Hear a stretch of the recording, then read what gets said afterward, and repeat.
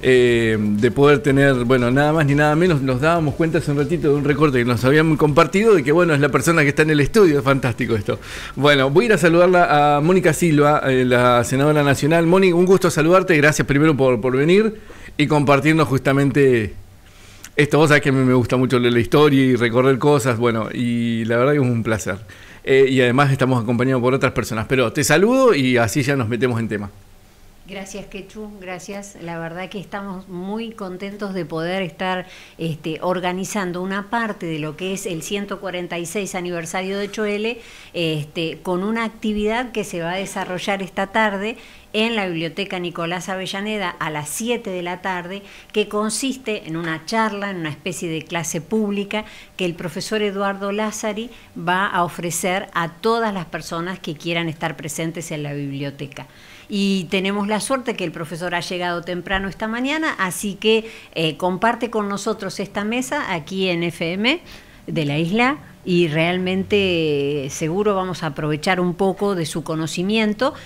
Muchas de las personas a las que invité me dijeron claramente, lo escuchamos siempre en Radio Mitre, lo vemos en el canal de televisión de Noticias TN, escuchamos todo lo que habla de la Argentina y algunas cosas que ha hablado de Choel Echuel en sus distintas apariciones, así que bueno, tenemos una persona que se interesa mucho por la historia de nuestro país, que conoce el norte de la Patagonia, que le gusta y que dice que sigue aprendiendo, y entonces bueno, hoy lo tenemos de invitado, como te digo, para que en la Biblioteca Popular converse con todos nosotros. Primero va a ser una charla orientada y organizada y luego una apertura a la conversación. Escucha, tenemos que sacarte una vuelta en avión para que veas el valle desde arriba. Sí. Sin duda, sin duda. Escucha, ahora lo coordinamos y vamos y damos una vuelta. Bueno, un gran gusto estar aquí, agradeciendo sobre todo a la senadora Silva, que tuvo la gentileza, quiero destacarlo, uno cuando suele ser invitado a una charla, en realidad hay como toda una burocracia previa, ¿no? Te llama el secretario del secretario hasta llegar a la persona a la cual, digamos que es la que inspira la actividad, a la cual conoces el día de la actividad. Aquí la cosa fue al revés y lo agradezco porque habla de una amabilidad especial, que fue, atendí el teléfono y me estaba hablando la senadora Mónica, ya para mí, y bueno, fue muy grato, y para mí es siempre una extraordinaria oportunidad de conocer el país. Cuando me invitan a estas charlas, yo he pasado muchas veces por Choel Echuel, pero he pasado, incluso el año pasado en julio, volviendo con mi familia de unos días de vacaciones en Junín de los Andes, paramos en la estación de servicio aquí, y bueno, y nos quedamos un buen rato descansando y seguimos después rumbo a Buenos Aires, así que son varias las veces que he pasado, pero es la primera vez que vengo y me encuentro con este pueblo. Yo siempre aclaro que los porteños usamos la palabra pueblo en un sentido altamente positivo, ¿no? El lugar de encuentro fácil, el lugar de calles anchas. Uno mira, las avenidas acá son más anchas que las avenidas de Buenos Aires, y las calles son más anchas que las calles de Buenos Aires. Y bueno, y ya hemos tenido un cafecito, llegué y me estaban esperando cordialmente Omar, Evaristo, la señora de Evaristo, y bueno, y ya nos tomamos un cafecito.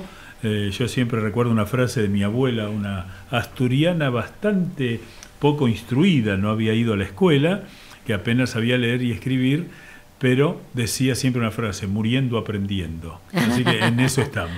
Escucha, Moni, ¿cómo nace la iniciativa con Eduardo? Bueno, el intendente Diego Ramelo tenía varias cosas en mente cuando un día yo me acerqué para ofrecerle mi colaboración en la organización de la fiesta del aniversario. ¿En qué podía colaborar yo en esta fiesta?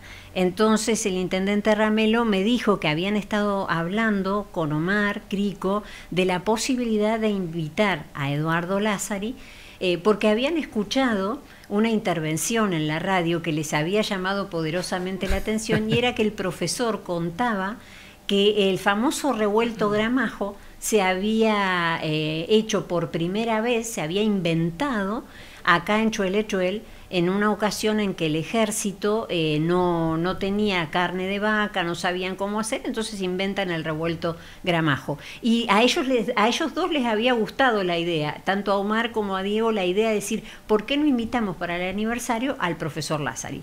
Y entonces me encomendó la tarea. Y es lo que el profesor contó recién. Yo me contacté con él y bueno, y lo invité, enseguida aceptó la invitación. Claro, lo que pasa que Eduardo, vos esperabas que te llame la secretaria o alguien. Claro, bueno, eso es lo que tiene de lindo este clima de pueblo, que es el contacto humano directo, y uno en Buenos Aires, digamos, que está desbordado de gente, hay de todo, ¿no? Pero uno siempre busca su reducto. El cafecito en Buenos Aires es como la significación del barrio, la significación del pueblo. Pero uno en general, y sobre todo con personajes de la política, en general la cosa se hace mucho más distante, así que por eso lo destaco, porque no suele ocurrir que uno se lleve un susto semejante, ¿no? Así que. Bueno, ya me dijiste que habías pasado varias veces por Chole. ¿Pudiste recorrerlo alguna vez o solo? No, ya de hecho puse toda una... Mi único requisito era conocer este valle, iremos luego al museo, la biblioteca. Es muy, muy lindo venir a una biblioteca popular, sí, porque las bibliotecas populares son casi una genial creación argentina a través de una idea de Sarmiento, pero que se mantiene absoluta. Son pocas las cosas que han mantenido vigencia en lo que significa el compromiso popular, ¿no? Y las bibliotecas populares, que son una joya institucional que sobrevive, y que además, esto es lo interesante, no sobreviven, sino que tienen un dinamismo. Yo recién pasamos con el auto por la biblioteca y uno se pone muy contento. Además empieza uno a hacer las ligazones, por un lado la biblioteca Nicolás Avellaneda, presidente bajo cuyo mandato se funda Choel, me voy interiorizando de los distintos lugares.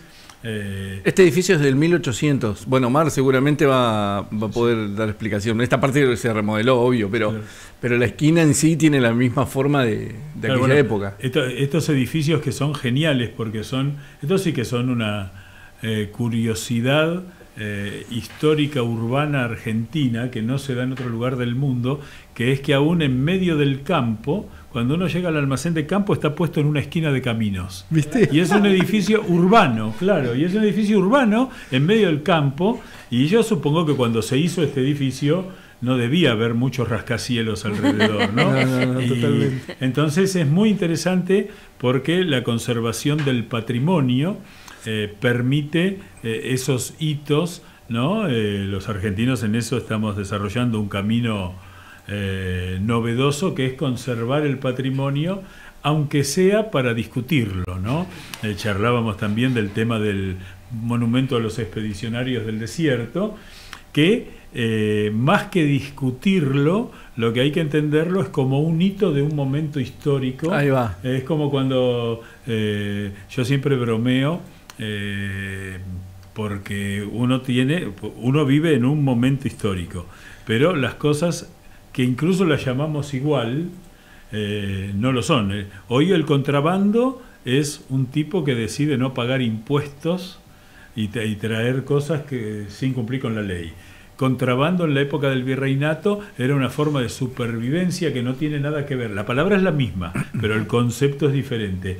Y yo siempre bromeo hay un texto de Platón, que uno dice 2500 años atrás, en el cual es un texto, el Fedro, que es un texto sobre el amor, ¿no? Entonces, Platón, usando una metáfora, así como Jesús usa metáforas que son las parábolas, y entonces él habla de una cuadriga con 4 caballos que van detrás del ser amable, el ser a ser amado por parte del amante, ¿no? Y entonces uno lo lee, y cuando pregunta, bueno, ¿y qué acabamos de escuchar?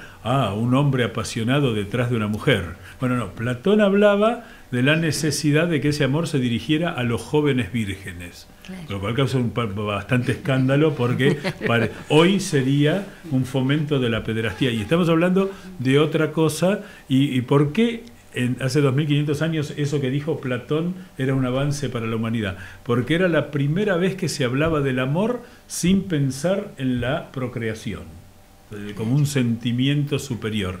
Entonces, cada cosa hay que ubicarla, porque si no, tendríamos que condenarlo a Platón por fomentador de la pedofilia. Claro. Y no es eso, ¿no? Y así con cualquier cosa, o frases que hay que entender en la historia y sobre todo los contextos. Entonces hay que aprovechar todo lo que es el patrimonio edificado, el patrimonio. Ahí recién me mostraron una foto donde el monumento a San Martín estaba en medio de la calle y ahora está en el medio de la plazoleta. Y claro, entonces bueno, uno ahí va como descubriendo esas cuestiones, y todo lo que está hay que verlo desde esa perspectiva, siempre con afecto por la verdad histórica, ¿no? Eduardo, los hechos son los hechos. Eduardo, vos marcaste en tu intervención en la tele 3 puntos. Creo que era uno, Patagones puede ser, o Viedma, si mal no me equivoco, Rawson, y para este lado, y entre la cordillera y el mar, como en el centro no había nada, si mal no me equivoco, algo así decías. Claro, más allá de que hoy me he enterado de cosas mucho más antiguas de las que yo pensaba, así que le agradezco acá a Omar y a Evaristo, pensemos que la Patagonia, en 1857, un mapa oficial de la legislatura de Buenos Aires, que en ese momento estaba separada del resto del país en la pelea entre la Confederación y el Estado de Buenos Aires, la provincia de Buenos Aires manda a hacer un mapa oficial que pone el río Colorado como límite con Chile. Ah, mira. Con Chile. Y la salvedad de Carmen de Patagones. Claro. 1857. En 1865, Guillermo Rawson, nombré al sobrino nieto.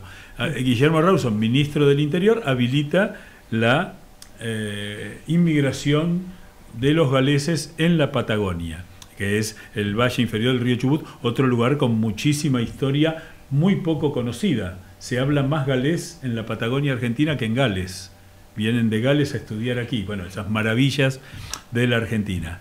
Y en ese momento el gobierno de Chile decide poner una comisaría en lo que hoy es Río Gallegos, y poner un cuartel militar en Puerto Santa Cruz.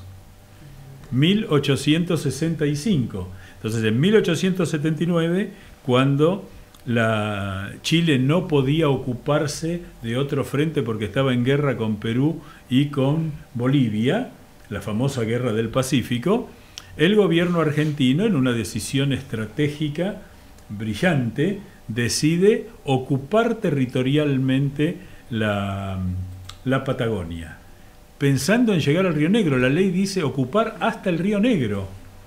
Roca pega el saltito porque iza la bandera en Choel, en la isla, ¿sí? Y después, en 3 años más, la Argentina pasa de ser un país de 1,5 millones de kilómetros cuadrados a ser un país de 2.700.000 kilómetros cuadrados, que lo hacen el país de habla hispana más grande del mundo.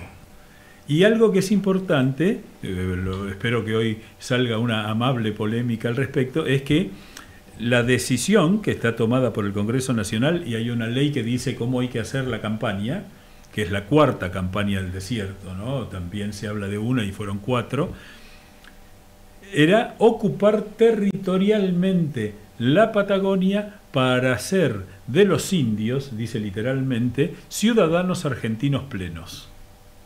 Es decir, que por lo menos en la intención era una campaña de ocupación territorial. En esos tiempos las guerras entre naciones eran para ocupar territorios, también lo era aquí. Así que después la Argentina, gracias a la Patagonia, que lentamente costó incorporarla, pensemos que eran los territorios nacionales, después fueron las provincias, y hoy día, bueno, forman parte acabada de de lo que hoy no se entiende la Argentina sin la Patagonia. Claro. Como tampoco se puede entender la Patagonia sin la Argentina. El otro día lo miraba al gobernador, 70 años, somos una provincia re joven. Súper joven. Qué joven. Nosotros festejamos desde hace un tiempo atrás, por una ley de 2015, festejamos el día de la provincialización, los 28 de junio, teniendo en cuenta que la ley de 1955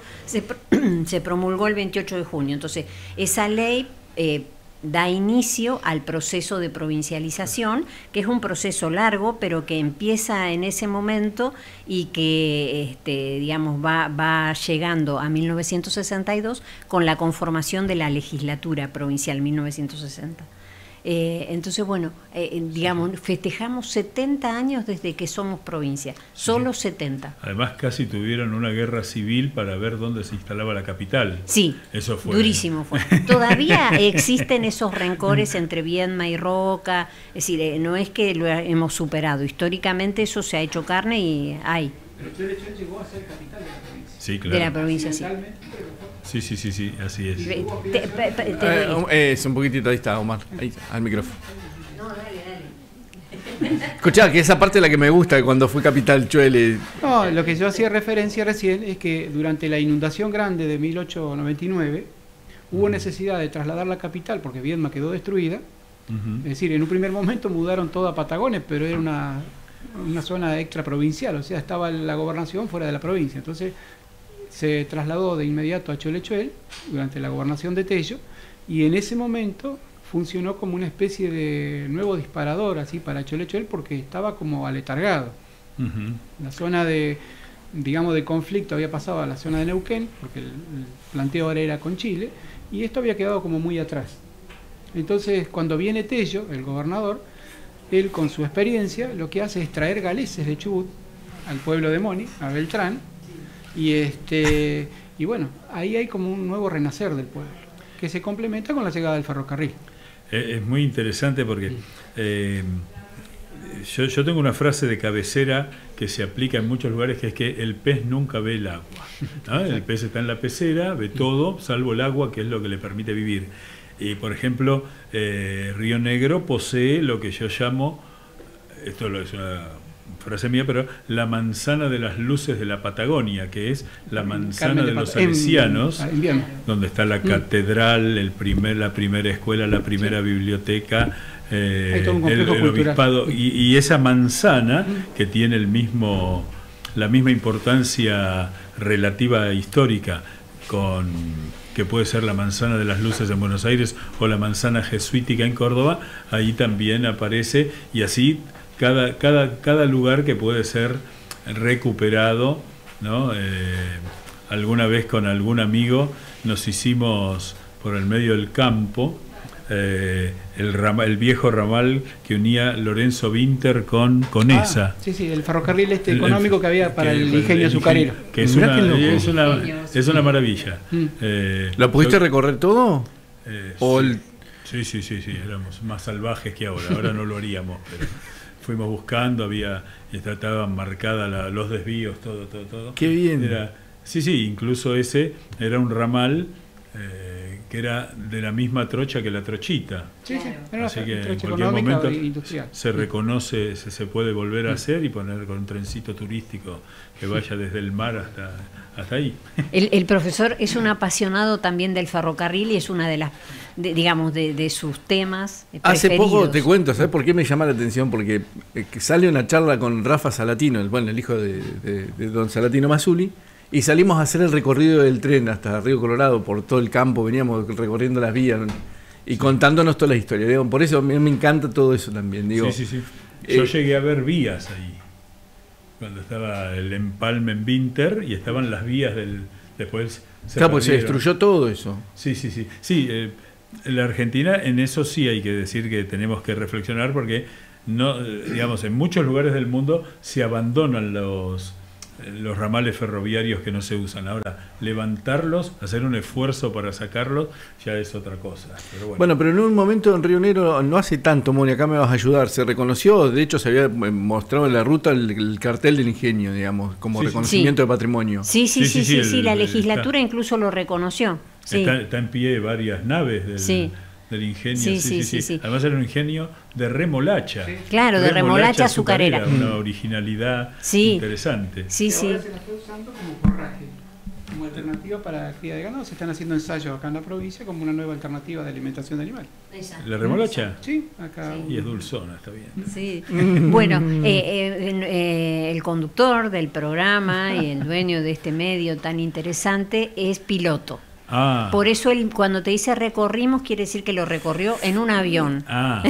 Bueno, pero lo estuvo mirando, pero está buenísimo porque sí, por eso ahora vamos a coordinar, vamos a hacer una salida por ahí para que tenga, no sé, una recorrida de la Boca Toma, podamos ver algo del... Me parece excelente. Sí. Ahora coordinamos eso. Bueno, vemos que hay muchos invitados que están del otro lado, que seguro tenían pautado conversar contigo, así que nada, nosotros estamos felices de haber venido para contarte la actividad del día de hoy en el marco del aniversario de Choelechuel, de estos 146 años de vida de nuestro pueblo, y nada, decirte que te lo agradecemos mucho y también repetir que invitamos a toda la comunidad a que venga a la Biblioteca Nicolás Avellaneda hoy a las 7 de la tarde. Bueno, Eduardo, ¿algo más para agregar? No, que estoy muy contento y que, bueno, uno como argentino entiende que venir a lugares como este, que están llenos de historia, donde uno aprende. Yo repito que ya aprendí mucho más de lo que puedo llegar a brindar como conocimiento, y que, bueno, vuelvo a agradecer la gentileza de Mónica, y también, bueno, la del intendente, que fue quien, junto con Omar, hicieron el disparador. Y cómo habrá sido que en esta mañana tan fresca que estaban Evaristo, Omar y la señora de Evaristo firmes como rulos de estatua ahí en la terminal, con un frío bastante importante. Bueno, muchísimas falta gracias. Liliana acá. Evaristo. Sí, Liliana no está porque ha nacido ha nacido su nieta, entonces bueno, no está. Sí, lo sabía. Responsable, muy bien. Bueno. Liliana dejó dale vuelta el micrófono. Ahí está. Dejó encargada la posibilidad de poder atenderlo al profesor, así que nosotros tomamos la posta y bueno, somos un equipo bastante interesante, muy comprometido con la tarea de la historia, así que precisamente por eso mismo hoy nos acercamos a la terminal a recibirte, Eduardo, porque la intención nuestra es que te sientas bien y celebramos este momento. La verdad que Choelechuel se ve hoy, va a ver engalanada con todos los actos que se van a hacer y coronado con la charla que podías dar a la tarde en la biblioteca. Nosotros sumamente agradecidos con las autoridades, principalmente del municipio, con Mónica, la posibilidad de poder traer al profesor y bueno, resaltar mucho más la tarea grande que estamos haciendo nosotros, el rescate y de la memoria de la rica historia de nuestro pueblo. Sí. Un lujo. Chicos, Eduardo, ¿por qué dejamos la invitación así vamos todos a verte a la biblioteca? Bueno, a las 7 de la tarde en la Biblioteca Popular Nicolás Avellaneda estaremos charlando sobre Choelechuel, digamos, como el lugar pionero desde el cual el Estado argentino se ocupó de la Patagonia. Ahí está. Un lujo.